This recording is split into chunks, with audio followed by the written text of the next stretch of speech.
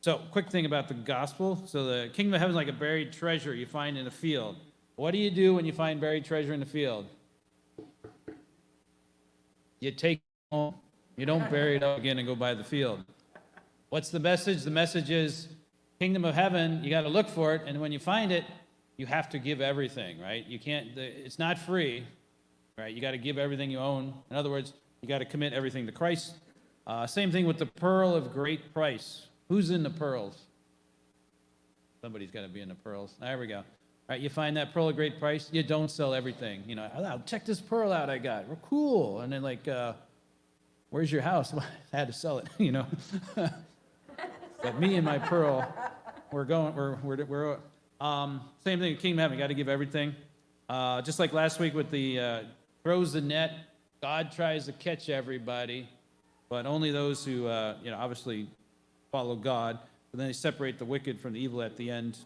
The scribe has been instructed, kingdom of heaven brings out this from the storeroom both the new and the old, right? So if you study people, if they're good in theology, should be able to incorporate the Old Testament into the New Testament. That's why Bible study in the Old Testament is very important. All right, not going to preach about the gospel. So that's a little warm up. Romans, second letter of Paul to the Romans. This is Romans 8:28. We know that all things work for the good for those who love God. All right. So this is a very clear statement about divine providence. Divine providence means that God, in his foreknowledge, has arranged everything for our good. And so that's the divine providence. Now, what does it mean? All things, right? That is everything that happens, everything that's ever happened to you in your life, everything that happened through all eternity in the world, 2,000 years ago, 5,000, things that are happening here, everywhere. The fact that I'm raising both hands at once, part of it.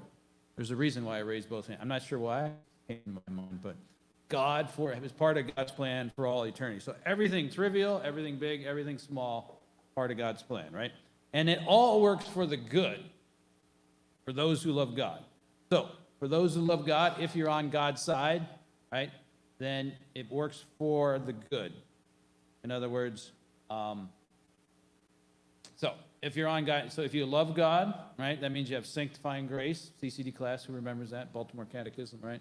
So faith, hope, and charity. So if you love God, right, then when you die, you go to heaven. So you're on God's team, as it were, right? If you don't love God, right, so if you're fighting against God, things aren't going to work out too well. The devil will be completely frustrated at the end. Everything he tried fails. At the end, he's going to be completely upset that he had no effect, because God, everything works for the good. All right, now, there's different kinds of goods, though. There's created goods, like money and health and those kinds of things. And then there's spiritual goods, right, which is our souls, right? We're creatures, we're divine creatures, so that's a spiritual good. Knowing God is a spiritual good. So we can choose good, act of virtue. And then there's evils. There's the physical evils, pain, sickness, death, disease, right? And then there's the moral evils, and that's choosing to sin, right? Right. So God actively chooses, he chooses evils, physical evils for us as part of his plan. He permits moral evil. So he allows somebody to sin. So somebody, hopefully this doesn't happen. Every once in a while this is going to happen to me. Right? Your car gets stolen during Mass, right? And so God permitted the thief to commit the sin of stealing, but he's choosing the fact that you don't have a car. You have no transportation, right? So he permits evil. That one's a whole nother homily in itself. But the point is, he doesn't want people to sin, but he has incorporated the results of the sin, the physical evils of the sin, into his divine plan. So what does it ultimately mean? It means that everything that ever happened, good and bad, is perfectly designed by God to lead you to heaven. So when you die, you'll have no questions. You know that list you have for God? I'm going to ask God about it.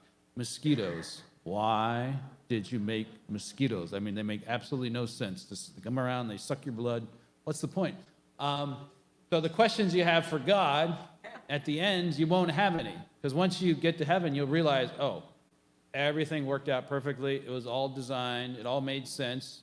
And you'll be happy that everything that happened to you, the good and the bad, right? The effects of everything good and bad. So that's the reality. Everything's part of God's plan. Everything works for the good, right? Now, you're going to say, Father, sounds nice, but it's not what I see. Have you looked outside, Father? Have you been outside, Father? There's lots of suffering and evil in the world.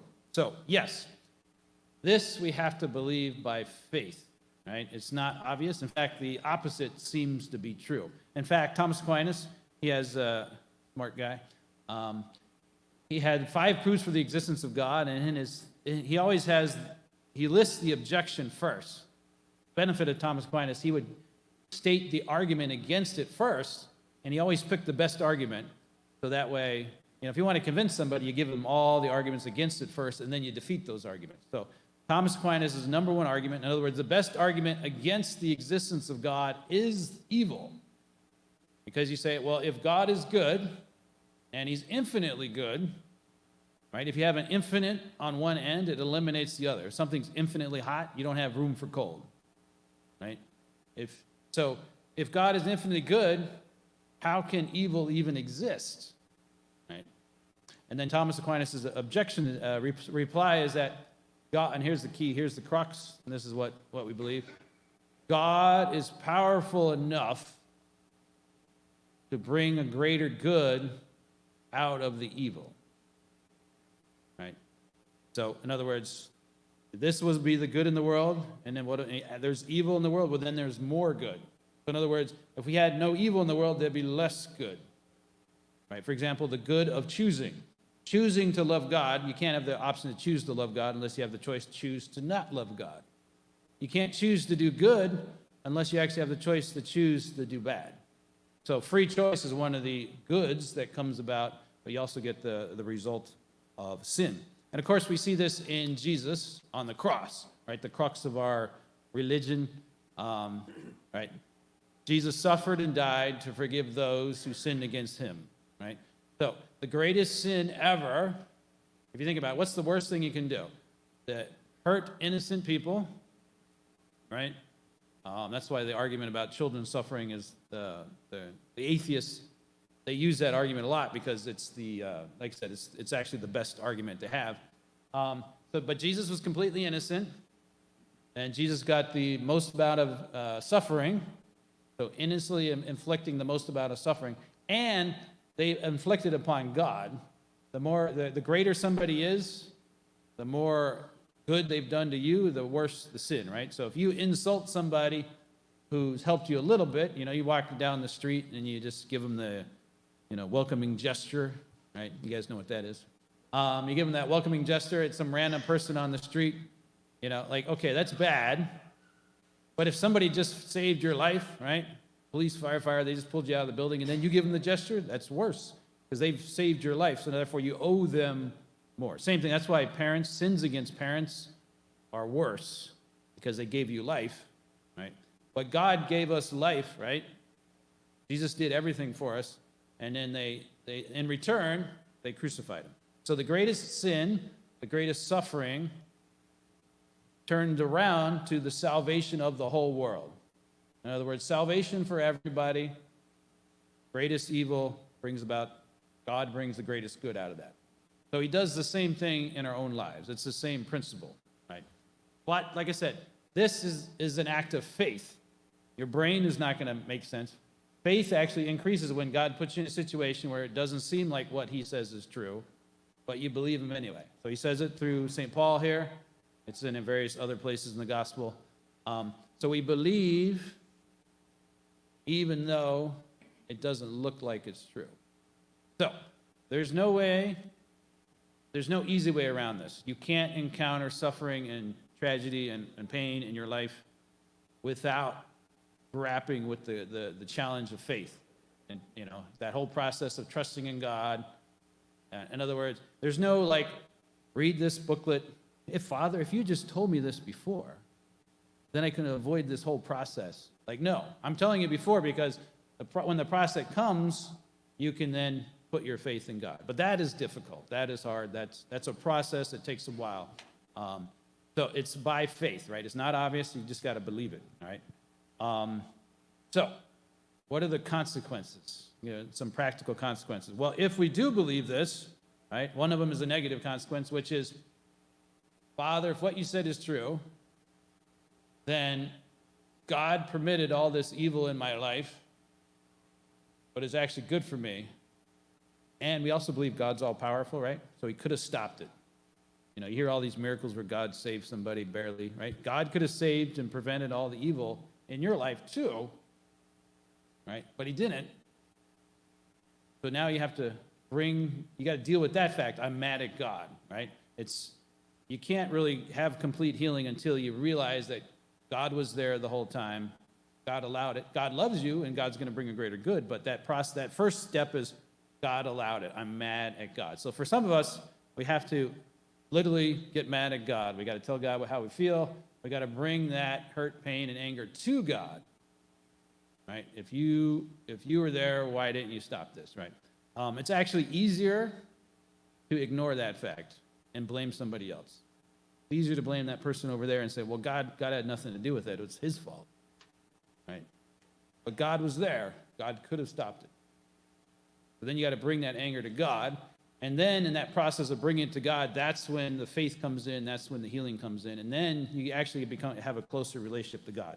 Because the good that you get out of it the primary good that you get out of it is divine knowledge and knowledge of the love of God. God's love for you, that awareness of God's presence for you, the awareness of you're created in God's image and likeness, why you're good. So in other words, all the benefits of heaven, you start to receive that. That is the good. So you got to deal with God. You got to bring your anger to God for some of us.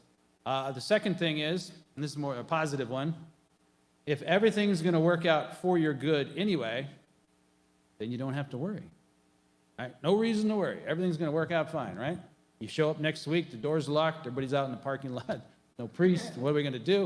It's all part of God's plan. These are the things priests worry about when they go on vacation. I don't have to worry. Everything's going to work out, right? As long as both churches are here when I get back, right? But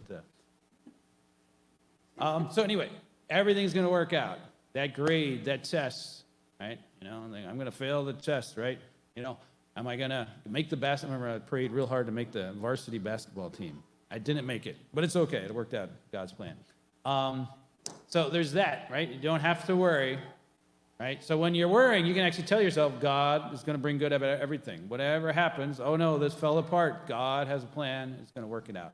And then another one, which is beneficial, is it's easy after you've acquired the faith, after you dealt with all the stuff of believing and processing and grappling with God, it's easy to forgive, right? I'm not saying forgiveness is easy because forgiveness involves the process of grappling with God and dealing with God and letting God in. But once you've let God in and once you believe in divine providence, it's easy to forgive because you're better off, right? If somebody does something to you, but in the long run, you're better off, it's easy to forgive. For example, you have your kid, right? Imagine your kid's supposed to change the tire, fix that flat tire or whatever on your car. You're driving down the road, boom, tire's flat. You're on the side of the road. Who's happy? What are you saying about them? Some few choice words which you can't say in church, right? And then you get out of the car to fix the tire. You slip on the side of the embankment. You roll all the way down the hill. Who's happy, right? Say some more choice words about your, all I've done for you, right? And things like that. Then you get up, you cover with mud, you start brushing out, you slip again, and you bang your head on a rock. Who's happy, right? We're all upset. Then you turn around, you look at it, and you're like, oh, wait, that's a bar of gold. Sweet. And it has a bar of gold that says, nobody owns me, please take me home, right on there. You get it, what's the bar of gold worth? $2-3 million, right? Who's happy now? Right? In other words, if the greater good is brought out of it, it's easy to forgive. You're like, thank you for being such an irresponsible son. If it wasn't for you, we wouldn't be rich, right? Same thing. God takes, right, that treasure that we find, the kingdom of heaven. The kingdom of heaven is a buried treasure, and a lot of times we don't find it except through all the twists and turns of life. The evil that God allows brings us to find the treasure of the kingdom of God, right? And so it's easy to forgive once you believe. Like I said, believing is difficult. That's difficult. I'm not saying forgiveness overall is easy, but once you believe, then the forgiveness is easy because you know that you're better off through faith. So it's like I said, it's an act of faith. We have to believe, right? We got to put our trust in God. But if we do, when you grapple with the fundamental reality of the faith, right, then that's what we have to do. We all have to do it sooner or later. We either have to deal with forgiveness, we got to deal with the cross, we got to deal with suffering, we got to deal with loving our neighbor, right? But when you put your faith in God, then you don't have to worry, right? You can just focus on your job, which is to love God, to love our neighbor, right? We don't have to worry about all the details, what's going to happen, all this. God has your back, right? There's no need to worry.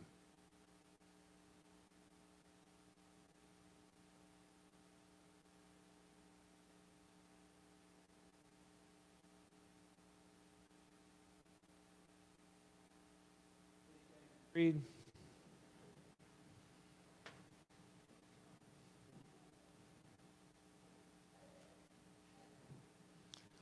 I believe in one God, the Father Almighty.